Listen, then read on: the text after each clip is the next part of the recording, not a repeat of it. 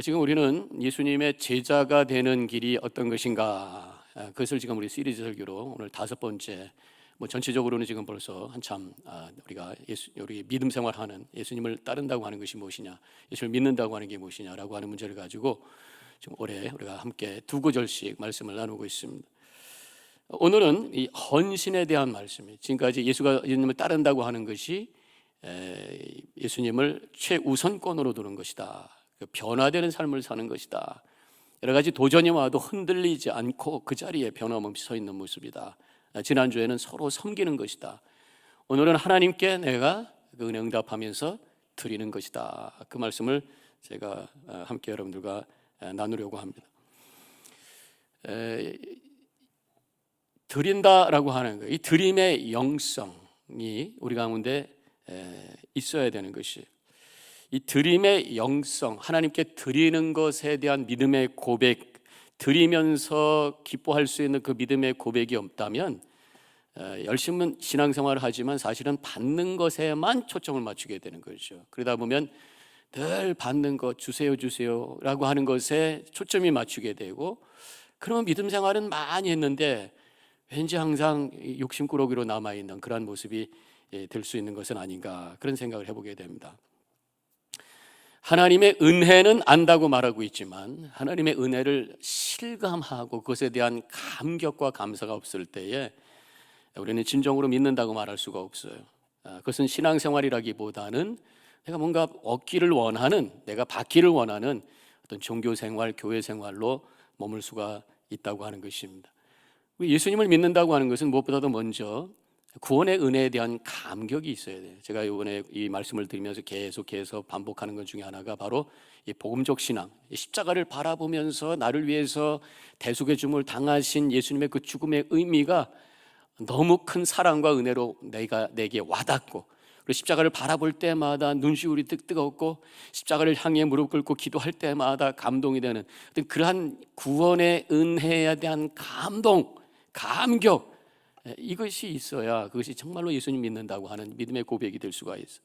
그때 우리는 예수님께서 나에게 주신 그 은혜에 응답하면서 하나님께 드림의 영성으로 깊어지는 그런 신앙의 삶을 살게 되는 것입니다. 결국 드린다라고 하는 게 뭡니까? 제가 오늘 헌금에 대한 얘기를 하게 되겠어요. 헌신이라고 하는 오늘 2구절이 네비케드에서 나오는 69절 중에 2개씩 하나의 주제를 가지고 우리가 쭉 공부를 해오고 말씀을 나누고 있는데, 오늘은 헌신에 대한, 제목이 헌신이, 근데 보니까 결국은 하나님께 드림에 대한 그런 말씀인데, 오늘 그런 생각을 해보게 됩니다. 우리 성도님들은 그렇게 하시는 분이 없을 줄 제가 그렇게 생각을 하지만, 본인이 그렇게 의식은 하진 않지만 예배 드리러 갈 때에 뭔가 공연장에 들어갈 때 입장권을 한 장 사는 마음으로 헌금하는 분은 없을까? 또 예배 순서가 있는데 헌금 바구니가 오니까 할 수 없이 그냥 억지로 체면상 드리는 분은 없을까? 물론 없을 거라고 저는 그렇게 믿습니다. 우리가 요새 팬데믹 이후에 헌금을 드리는 방법이 좀 달라졌죠. 헌금을 바구니 이렇게 돌리면은 점이 묻어가지고 바이러스가 묻어가지고 감염이 된다 생각을 해서 이제 이렇게 헌금 통을 미리다 놓고 예배 들어올 때 여러분들이 내고 나중에 봉헌하는 그런 방법으로 이제 헌금을 우리가 하고 있어요. 굉장히 오히려 준비된 하나님께 드림의 영성으로 준비된 예배를 드릴 수 있겠다, 그런 생각이 들어요. 요새 온라인으로 헌금하시는 분들도 종종 있습니다. 언제 어느 타이밍에 드린지 제가 확인을 못 해봤습니다만 예배드리기 직전에 온라인 헌금을 하시고 하나님께 내가 드린다라는 헌신의 고백 속에서 오셔서 또 시간으로 하나님께 영광 돌릴 때에 그 예배가 얼마나 하나님 받으시는 기쁜 예배가 될 것인가 생각을 해보게 됩니다. 어쨌든 이 드림이라고 하는 거, 하나님께 내가 헌신하고 예물을 드리고 시간을 드리고 이 드린다라고 하는 것, 굉장히 영성의 중요한 차원이라고 믿어요. 특별히 하나님께 드리는 예물이 그저 적당히 얼떨결에 드리는 것이 될 수는 없다고 믿습니다. 이 드림의 시간은 심각한 순간이, 내 신앙의 결단의 순간이, 내 속에 있는 믿음이 드러나는 고백되는, 구체적으로 하나님께 보여드리는 그런 시간이, 물질이라는 우상과 하나님 앞에서 내가 결단하는 그러한 심각한 순간이, 내가 가지고 있는 모든 것의 소유주가 나인가 하나님이신가를 믿음으로 고백하는 그러한 순간이 될 수 있다고 하는 것입니다.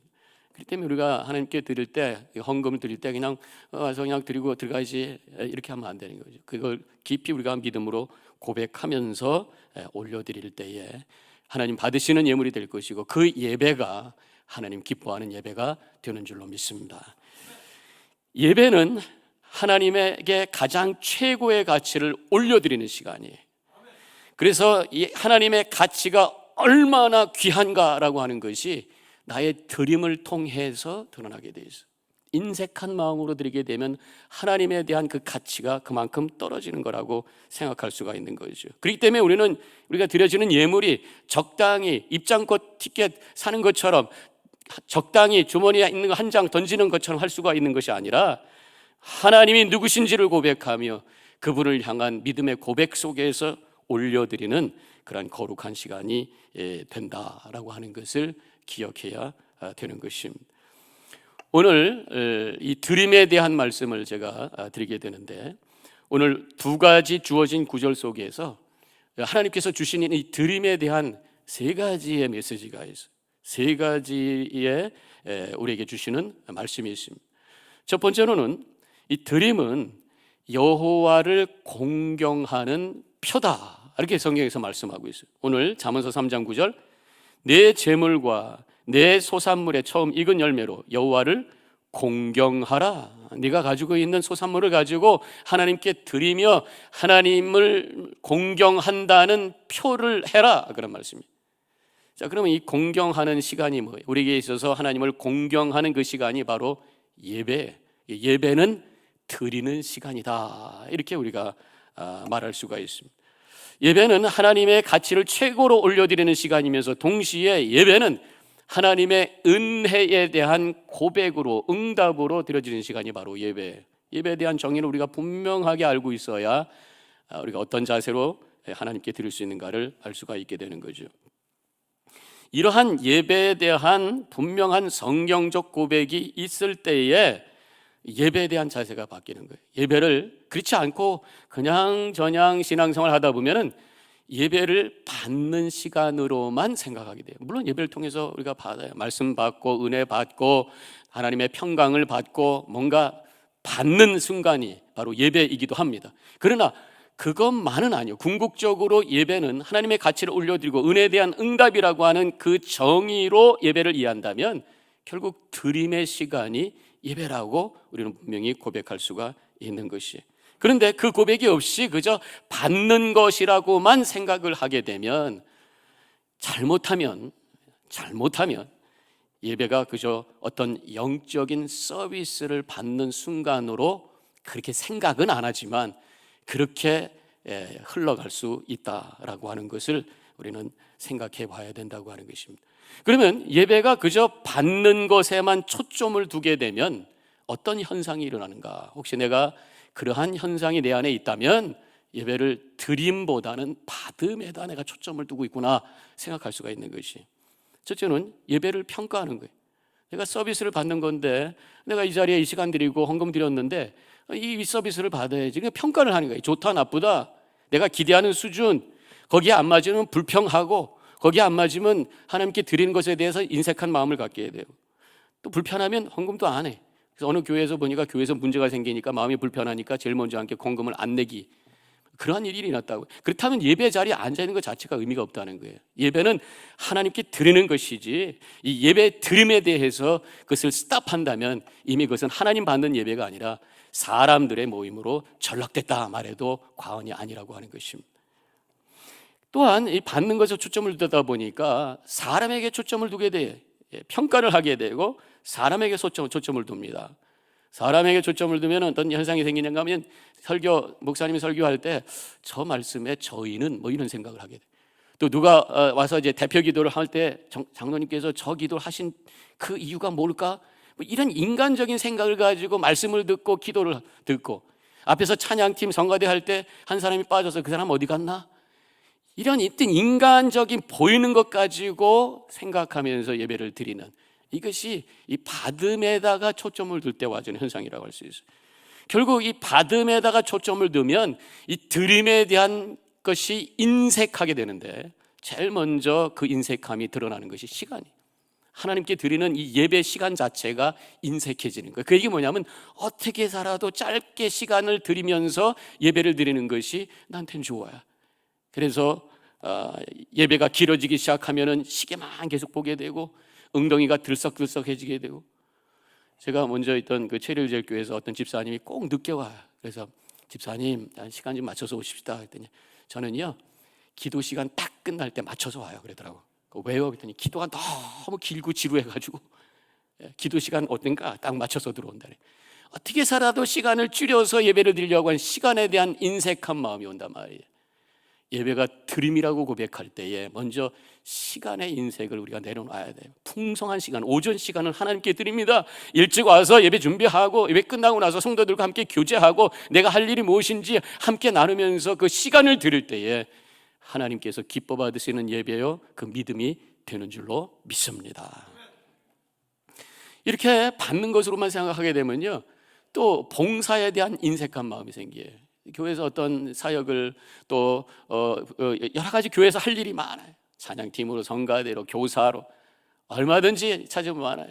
근데 그런 일에 대해서 인색해지고, 남성교회, 여성교회 사역, 그 봉사하는 것에 대해서, 참여하는 것에 대해서 인색하게 되는, 이게 내중심적이고 내가 받기를 원하는 받음에다 초점을 둘 때 와지는 현상이라고 하는 것입니다. 결국은 하나님께 예물 드림이 인색해지고, 받는 것이 목적이 될 때 드림이 인색해지고, 그렇지만 불평은 통성해지는 그러한 상황이 되어질 수 있다고 하는 것이죠. 다시 한번 말씀드리지만, 예배는 하나님의 은혜에 대한 응답이에요. 이미 나에게 하나님께서 주신 것이 너무 많다고 하는 것을 믿음으로 고백하며, 무엇보다도 구원의 은혜, 나를 위해서 십자가에 달려 돌아가신 예수 그리스도의 그 보혈의 은혜를 고백하고, 한 주간 동안 하나님께서 이 모양 저 모양으로 나를 지키시고 인도하신 것을 믿음으로 고백하며 거기에 응답해서 드릴 때에 하나님 영광 받으시는, 들음의 영성이 깊은 예배, 하나님이 영광 받으시는 거룩한 예배가 되는 줄로 믿습니다. 잠언서 3장 9절에 보면은, 내 재물과 내 소산물의 처음 익은 열매로 여호와를 공경하라 그랬어요. 그냥 드리라 그러지 아니하시고 처음 익은 열매로 하나님을 공경하라. 우리가 농사 짓는 사람은 아니니까 첫 열매 가지고 하나님께 드리는 것은 아니겠죠. 처음 익은 열매로 드리는 것처럼 하나님께 우리가 드려야 된다, 그런 말씀이겠죠. 그럼 그것이 무엇일까? 저는 그것이 가장 귀한 것을 하나님께 드리는 마음으로 드려야 된다. 지금 텃밭에서 여러 가지 채소를 키우시는 분이 계실 거예요. 오늘도 어떤 분이 저한테, 목사님 이거 호박이에요, 고추예요 갖다 주셨는데, 저도 집에 가보면 깻잎 하나는 있어요. 근데 이제 이게 열매가 처음 생기면 얼마나 좋은지. 똑같은 토마토를 키워도 토마토 집에서 키운 것하고 사 먹는 것하고 달라요. 똑같은 호박도 집에서 키운 것하고 밖에서 사 먹는 것하고 달라요. 근데 그 특별히 첫 열매 기다리다가 나왔을 때 그 딸 때 와지는 그 감동, 너무 귀한 거예요. 그렇잖아요. 그런 마음을 가지고 하나님께 드리라. 마지막 남아가지고 그냥 늙은 호박 가지고 드리지 말고, 처음에 애호박이라고 그래. 애토박이라고 그래. 애호박을 드리는 마음으로, 순수한 그런 것을 하나님께 가장 귀한 것을 드리는 마음으로 예물을 드려라, 그런 말씀입니다. 그런데다 그리고 또 이 말씀은 하나님께 드리는 것이 먼저다, 그런 말씀입니다. 우선 순위에 대한 말씀입니다. 우리가 수입이 생기면 이것 되고 저것 되고 할 게 딱 받자마자 그냥 나가는 게 많아요. 그렇죠? 그리고 나서 남은 거 가지고 그 다음에 하나님, 이것이 아니란 말이에요. 먼저 하나님의 것을 준비해서 드리는 것이다. 특별히 이 11조가 바로 이러한 고백이라고 말씀드릴 수가 있습니다. 11조가 미리 하나님을 위해서 떼놓고, 그 예물 속에 영적인 오물이 들어가지 않도록 아까워하는 마음, 주저하는 마음, 불편한 마음 없이 먼저 순수하게 거룩한 예물로 하나님께 드리는 것, 이것이 첫 예물을 하나님께 드리는 그러한 모습이라 말씀하고 있는 것이죠. 결국 이것은 믿음으로 드리는 것입니다. 진정한 예물, 특별히 11조는 믿음이 없이는 드릴 수가 없어요. 특별히 복음적인 믿음과 성경적 믿음은 없이는 11조 드릴 수가 없어요. 11조를 드리지 말아야 될 여러 가지 수많은 인간적 논리를 얼마든지 만들 수가 있어요. 그럼에도 불구하고 복음적, 성경적 믿음의 고백 속에서 하나님께 드리는 것, 이것이 바로 10의 1조고 이것이 바로 하나님께서 받으시는 첫 열매라고 하는 것입니다. 직장생활하는 분들, 먼틀리 아니 위클리 페이첵을 받는 분들은 그저 보고 뛰면 되는 건데, 사업하시는 분들은 어떻게 11조를 내는지가 궁금하더라고요. 그래서 먼저 있던 교회에서 어떤 분한테 여쭤봤어요. 어떻게들 11조 하세요? 그랬더니 작년에 인컴 받은 거에 올해가 익스펙트 되는 것이 얼마라고 생각해서 그것을 가지고 믿음으로 드립니다. 그렇게 말씀하시더라고요. 믿음으로 드리는 것이 바로 첫 열매로 하나님께 드리는 예물이라고 하는 것입니다. 자, 그러면 이렇게 드림은 하나님을 공경하는 표시다라고 말씀해 주셨고, 두 번째로는 드림에 대한 태도를 오늘 9절에서 말씀하고 있어요. 기쁨으로 드려야 된다네. 기쁨으로. 고린도 후서 9장 7절, 인색함으로나 억지로 하지 말지니 하나님은 즐겨내는 자를 사랑하시느니라. 즐겨내는, 기쁨으로 드려지는 그러한 예물을 하나님께서 기쁨으로 받으신다. 그런데 우리가 믿음 생활하면서 처음부터 하나님께 드리는 것이 기쁨으로 드리는 분들이 많지는 않을 거예요. 그래서 저도 드림에 대한 어떤 세 가지 단계가 있다 생각을 해봤습니다. 첫 번째로는 의무감이에요. 드려야 한다니까, 부모님이 그렇게 교육을 받았으니까, 성경에서 그렇게 말씀하니까, 물론 억지로 인색한 것보다는 낫죠. 그러나 의무감으로 부담 속에서 드리는 그러한 모습이 있습니다. 그보다 좀 더 높은 차원의 상태라, 믿음의 상태라고 하는 것은, 단계라고 하는 것은 거룩한 습관으로 드려지는 차원도 있어요. 드려져야 된다고, 드려야 되니까 의무적으로 하다 보니까 이게 반복이 되는 거예요. 그러다 보면 나중에 그냥 자연스럽게 하나님께 드리는 그러한 상황이 됩니다. 저 같은 경우도 어렸을 때 그때 돈을 얼마였는지 한 500원씩 어머니가 이렇게 일주일에 한 번씩 용돈을 주셨던 것 같아요. 500원에서 50원을 11조를 떼어서 하나님께 드렸던, 초등학교 때인가 중학교 때부터 그랬던 것 같은데, 그것이 이제 몸에 배다 보니까 10의 1조에 대한 하나님의 드림에 대한 건 그냥 자동이에요. 거기에 대해서 고민하고 그런 게 하나도 없어요. 거룩한 습관이라고 할 수 있겠습니다. 근데 습관이라고 하는 단어가 잘못 생각하면 우리가 부정적인 의미가 있어요. 매너리즘에 빠졌다든가 무감각하게 드린다. 그렇지만 이것이 앞에 거룩한 습관이라고 하는 것은 굉장히 의미가 있고 중요하다고 생각합니다. 이런 말이 있잖아요. 습관은 내가 만들지만 결국 그 습관이 내 인생을 만든다. 어떠한 습관을 내가 만드느냐에 따라서 그 습관에 의해서 내 인생이 또한 만들어질 수 있다. 거룩한 습관은 우리를 거룩하게 만들어요. 그런데 나쁜 습관은 그 인생을 파괴할 수 있다고 하는 것, 우리가 생각해 본다면 이 거룩한 습관이라고 하는 게 참 중요합니다. 주일 예배에 빠지면 뭔가 내가 불편해서 못 견디겠어요. 이 거룩한 습관이. 새벽 기도 안 가면 하루가 불편해. 저는 이제 평생 수십 년 동안 새벽 기도를 하다 보니까 어디 휴가 가서 좀 늦게 일어나서 푹 좀 자볼까, 5시에 깨지는데 어떻게 해. 이게 습관이 돼가지고 거룩한 습관이. 그러다 보니까 새벽 기도 하게 되고 또 말씀 읽게 되고, 그러면서 거룩한 삶으로 계속해서 우리가 걸어갈 수가 있습니다. 그런데 여기서 끝나면 안 되는 거예요. 오늘 본문의 말씀에 보니까 하나님께 드리는데 기쁨으로 드려야 된다. 의무적으로도 아닙니다. 그냥 단순히 습관으로도 안 돼. 하나님께 드리는데 감사와 기쁨으로 올려드려야 된다 말씀하고 있어요.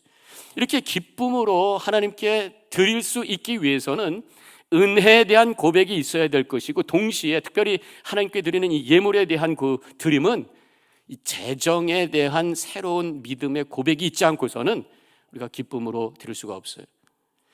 드릴 때에, 하나님께 드릴 때에 내 것을 떼어내서 드린다라고 생각하면 기쁨이 생길 수가 없어요. 떼어낸다라고 하는 것은 좀 불편한 거예요.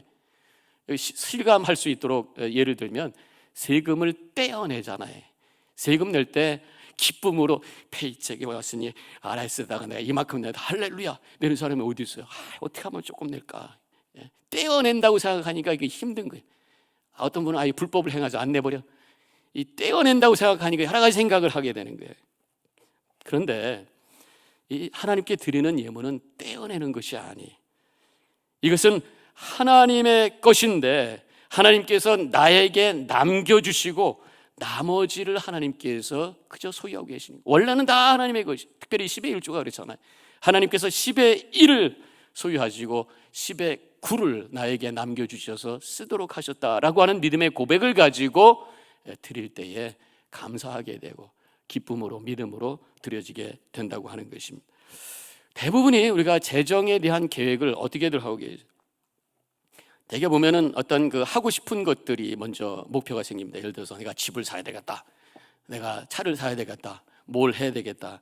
그리고 그 목표를 위해서 그러면 이제 돈을 벌어야 되겠다. 열심히 돈을 벌어서 그 목표를 이루기 위해서 그것이 모티베이션이 돼가지고 비즈니스를 하고 또 직장생활을 하는 거예요. 근데 문제는 하고 싶고 갖고 싶은 거에 비해서 내가 그것을 이루는 것이 잘 안 되더라 그런 얘기야. 가진 것 같은데 보면 더 많은 거 가지. 집이 없었는데 집이 있었으면 좋겠다. 열심히 일해서 집이 생겼어요. 이제 더 큰 집을 갖고 싶어. 차가 있었는데 더 큰 좋은 차를 갖고 싶어. 집이 생겼어요. 더 큰 집을 그래서 샀어요. 보니까 또 썸머하우스가 있어야 돼. 뭐 이래서 한도 끝도 없이 자꾸만 그것에 대한 목표를 가지고 이루면서 살다 보니까 행복이 없고 기쁨이 없고 감사가 없고 늘 불평과 불만 속에 살게 되어진다고 하는 것이. 그래서 우리 성도들은요, 이 재정 관리, 재정 계획에 대한 성경적 신앙적 새로운 패러다임을 가져야 된다는 것이. 하나님께서 나에게 주신 것이 얼만큼인가, 내가 해야 될 게 뭔가라고 하는 것이 앞서는 것이 아니라 하나님께서 나에게 주신 것이 얼만큼인가, 그것을 가지고 그것을 은혜로 고백하고 그것을 하나님께서 나에게 누리라고 주신 것이라고 고백하면서 그것이 얼마가 되든지 그 안에서 하나님의 뜻을 이루며 감사하며 삶을 누리며 기뻐하며 살아가는 이러한 삶을 살 때에 그때에 하나님께 드리는 것이 기쁨이 되고 감사가 되고 감동이 될 수가 있다고 하는 것이. 그래서 우리가 이 비교의식이 아닌 절대의식을 가져라 이런 말씀이 있습니다. 다른 사람하고 비교하면 한도 끝도 없이 우리는 불평하고 부족해요. 그러나 하나님이 주신 것이라고 하는 절대적인 하나님의 은혜에 대한 믿음의 고백을 가지고 살 때에 그때 우리는 감사하게 됩니다. 우리는 원래 아무것도 가지고 나온 존재가 아니에요. 뻘거벗은 몸으로 갖고 나왔어요. 근데 우리에게 주신 것이 너무 많아요. 이 모든 것이 하나님이 주시는 은혜입니다라고 하는 믿음의 절대 의식을 가지고 살아갈 때에 그때 감사하게 돼요. 그때 드리는 것이 기쁨으로 드릴 수가 있다고 하는 것이. IT에 가보면은요, 상상을 초월할 수 없는 가난이 눈에 확 띕니다. 온통 세상이 가난으로 가득 차 있어요. 거기에다 엄청난 폭력이 있습니다. 그럼에도 불구하고 거기도 교회가 있어요. 그 교회에 나오는 분들은 주일날 보면 깨끗한 옷, 하얀 옷, 밝은 옷 입고도 나오십니다. 그리고 뭐 냄새는 여전히 풍풍 나시는데 얼마나 기쁨 속에 찬양을 하고 있는지 몰라요. 그러한 가난과 그러한 폭력 속에서도 하나님을 바라보는 은혜에 대한 절대의식 속에서 그들은 기뻐할 수 있고 그들은 감사할 수 있고 그들의 신간과 재물을 기쁨으로 드릴 수가 있는 것이. 물론 이렇게 생각하는 분도 있어요. 그분들은요, 세상이 그거밖에 모르니까 그래요. 미국에 한번 왔다 가봐요. 다 몰라요. 무지가 그들을 기쁘게 만들었어요. 그렇다면 너무 아는 것이 우리를 불행하게 만들 수도 있어요. 우리 믿는 사람들은 어떤 면에서 보면은 이 세상에 대해서 좀 무지할 필요가 있어요. 그러나 하나님에 대해서는 똑똑한 사람이 되고 하나님에 대해서는 깊은 은혜를 깊은 깨달음을 가지고 살아가야 되는 사람이 바로 성도라고 믿습니다. 그때 우리는 진정한 감사와 기쁨으로 하나님께 영광 돌리는 복된 삶을 살게 되는 줄로 믿습니다.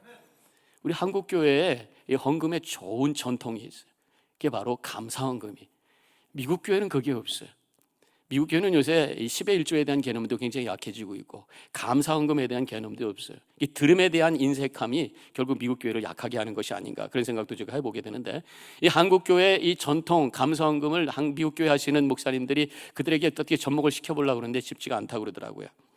근데 한국 교회 성도님들 보면은 참 여러 가지 이유 때문에 아이들이 공부를 잘해서 감사해서 감사 헌금, 새 집을 사서 한 감사 헌금, 새 차를 사서 감사 헌금. 그런데 좋을 때만 감사 헌금을 드리는 게 아니라 어려울 때도 거기서 감사 헌금을 드리는 분이 있어요. 제가 수년 전입니다만 한국에 아주 친한 친구가 있는데 그때는 뭐 카톡도 없고 이메일도 안 될 때였던 것 같은데 주로 편지를 손으로 쓰고 했던 그런 때였던 것 같아요. 근데 그 친구가 자기가 자동차 사고가 났다는 거예요. 그래가지고 자동차 나고 난 얘기를 아주 그림까지 그려가면서 차가 이렇게 오는데 내가 이렇게 해서 꽝 부딪혀갖고 차가 다 부서졌어 막 그러면서, 근데 내 몸이 하나도 안 다쳤거든. 그래서 감사한 거면서 그렇게. 이 고난과 여러 큰 일 속에서도 하나님의 은혜를 찾아서 감사하는, 감사가 말로가 아니라 하나님께 드리면서 구체적으로 감사를 표현하는, 이것이 우리의 한국교회 신앙의 좋은 전통이라는 거예요. 이래서 감사, 저래서 감사. 제가 어떤 목사님들 수련회를 수년 전에 갔었는데, 그 테이블에서 함께 그 목사님 부부하고 저희 부부가 식사를 하면서 이야기를 나눴었어요. 근데 어떻게 저렇게 하다가 거기 그 목사님 사모님이 저를 칭찬하는 거예요. 참 목사님 좋은 남편이십니다. 그러면서 저희 이 사모에게, 아내에게, 사모님 이번 주일날 가셔서 남편 감사헌금 해야 되겠다 그러시더라고. 근데 안 하더라고. 별로 감사하지 않았던 것 같아. 그 사모님의 그 말씀에 동의를 안 했던 것 같아. 어쨌든 이래서 감사, 저래서 감사, 감사를 하나님께 드림으로 구체적으로 표현할 수 있는 그 신앙이 우리에게 있다고 하는 것이 얼마나 감사한지, 드림으로 기뻐할 수 있다고 하는 이 드림의 깊은 영성이 아닌가 생각하게 됩니다. 자, 그 다음에 마지막으로 한 가지, 오늘 본문의 9절에서 우리에게 주시는 것은 이 드림의 결과가 바로 복이다. 드림을 통해서 하나님께서 우리에게 복 주신다라는 메시지를 주시고 계시. 잠언서 3장 10절, 그리하면 내 창고가 가득히 차고 내 즙틀에 새 포도즙이 넘치리라. 그리하면, 이것이 아까 제가 처음에 말씀드렸던 구절이잖아요.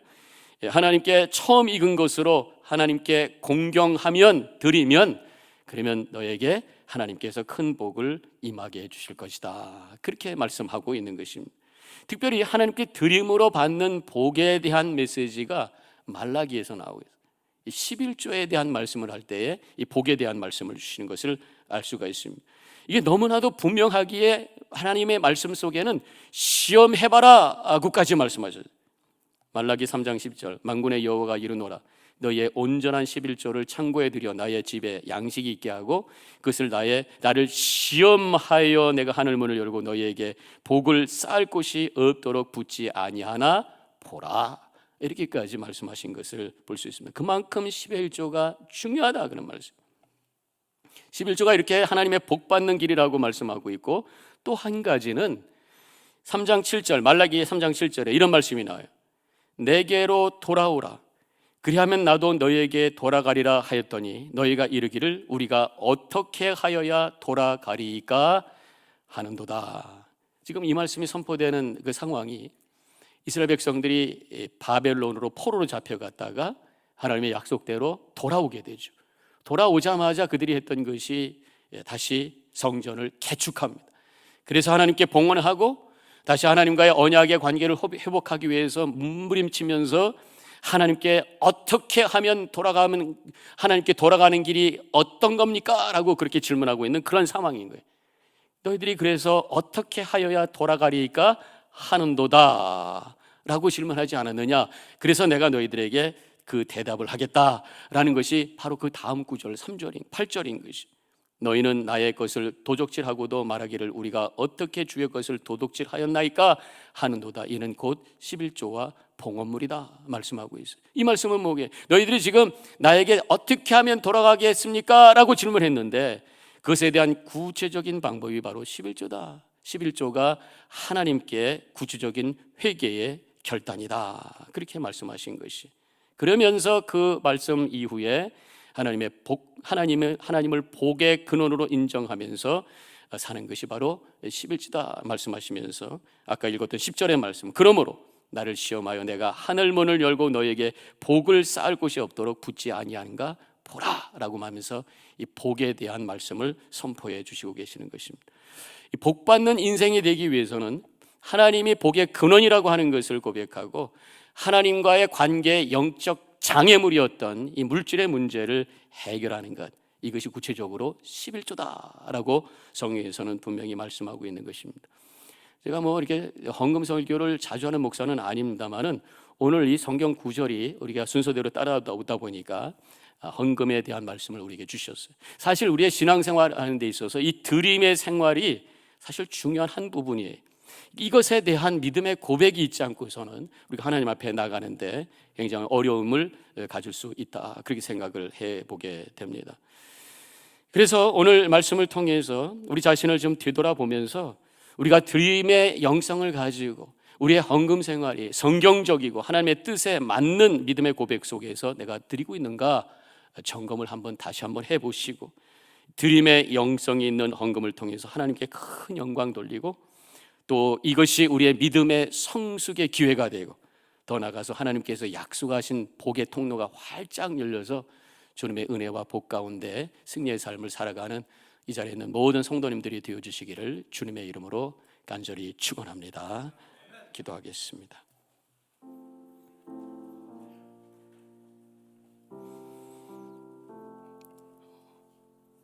예수님을 따라가는 제자의 삶의 한 부분이 바로 헌신입니다. 우리의 귀한 것을 하나님께 드리며 예배하며 하나님의 뜻을 이루는 삶을 사는 것임을 다시 확인하게 됩니다. 우리의 드림의 모습이 어떠한가? 드림의 깊은 믿음의 고백이 있는가? 드림의 깊은 영성이 있는 삶을 내가 살고 있는지 확인해 보시고 다시금 결단하는 이 시간이 되시기를 바랍니다. 잠깐 묵상 기도하겠습니다.